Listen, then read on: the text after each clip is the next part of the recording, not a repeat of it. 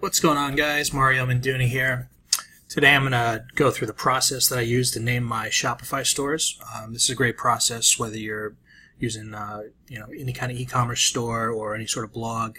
There's a couple different ways I like to go through it. I like to come up with a bunch of ideas and just literally put them down on a yellow notepad, walk away from it for an hour or two, come back with a fresh set of eyes and just cross out 90% of them that on second look don't seem like the best idea of all time like they did when I picked them. So let's kind of go through the process here and see if we can't figure out a domain name. So let's say you're starting a general store, right? And you want to kind of have a discount store, a deal store. Maybe you're doing buy one, get one frees. Maybe you're doing free plus shipping, even though that's not a great tactic these days, but it's not that bad to start with or to use in your arsenal of promotions. Let's say you're doing a 50% off deal on the item that you're really trying to push. So having something in the title that sort of gets people in the shopping mood, meaning that they're finding a deal on the internet, might get them to, do some more impulse buying. So here's kind of a little list of keywords you might want to start your search with: deal, deals, mart, gear, savings, style, buy, trend, sales. Now, a lot of these, some of the better names already be taken, especially like deal and deals. Pretty much everything's been taken as far as the .com goes. But if you put a dash before deal or a dash after deal or deals, you might find some more interesting domains to pick.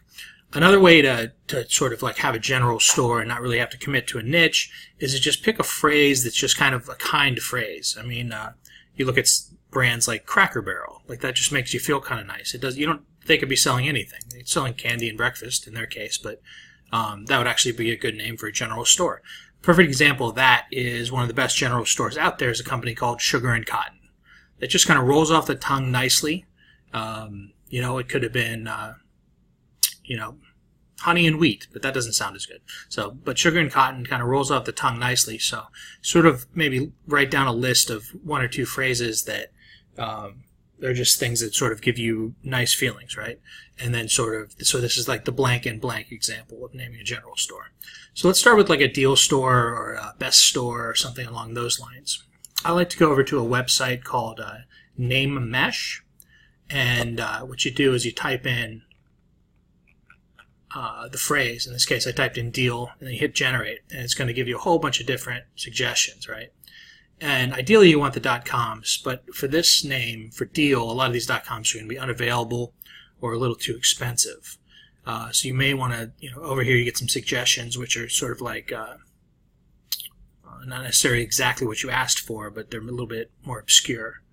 And then as you scroll down, it should continue to populate.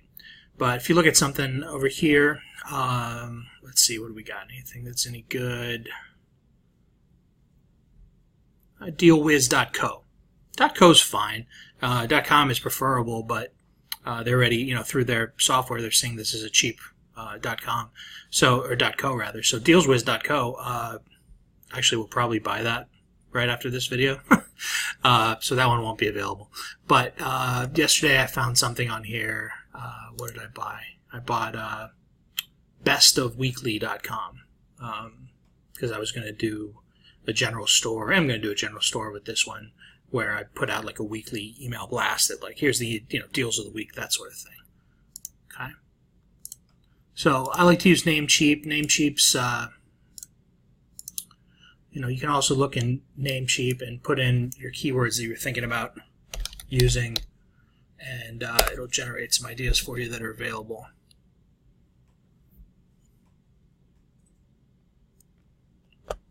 Along with premium domains, I don't think anybody would buy best.email for $21,000, but if you can sell it for that, great for you.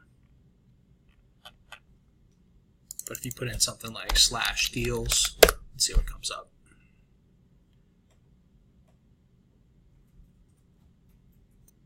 So again, you can see kind of everything that has the word deal in it's pretty much scooped up on the internet. So let's try a different key phrase.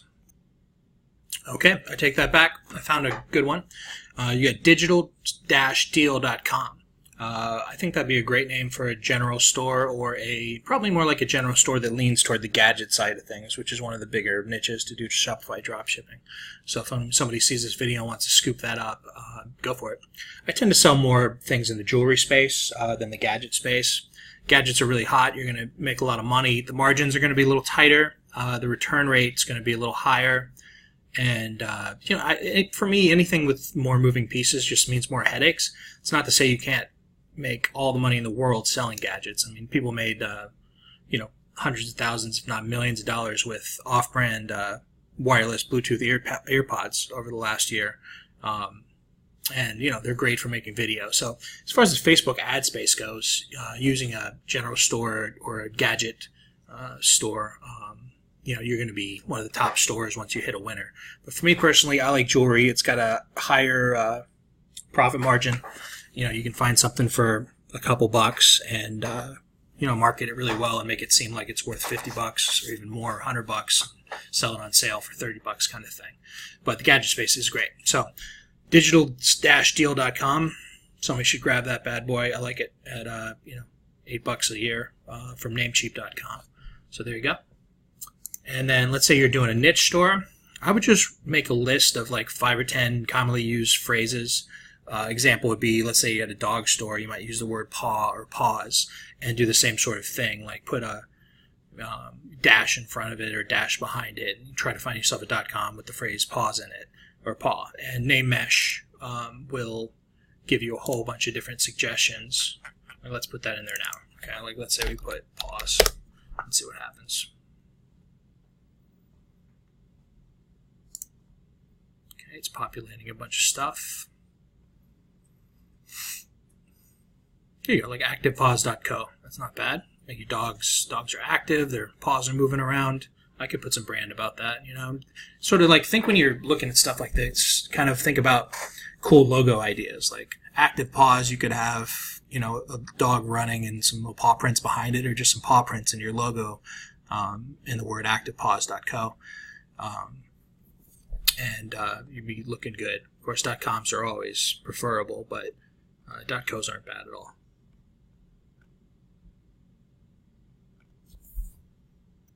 Okay, so the two websites you need for this method that I found works the best for me.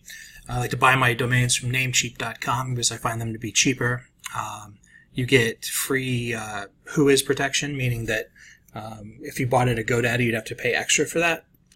And that just means that people can't look you up personally by running what's called a Whois search on your website. If you don't want to be contacted or you want to be anonymous, you don't want somebody finding out that you're a drop shipper and running a Whois search on the internet. And like let's say you posted a screenshot, hey, I just hit my first $5,000 day, and then somebody just runs a Whois on your name's John Smith, and they find out what your website is and they copy it. So you definitely don't want that. So Whois protection's great, and Namecheap gives you that for free, whereas GoDaddy doesn't. The other reason I don't like GoDaddy, other than it's a little bit more expensive, is they're just constantly marketing to you, trying to get you to buy stuff you don't need, like trying to sell you an SSL certificate, trying to sell you the Whois, which you get. The SSL certificate you can get for free in a couple different ways. The Whois you can get for free if you just bought that from Namecheap.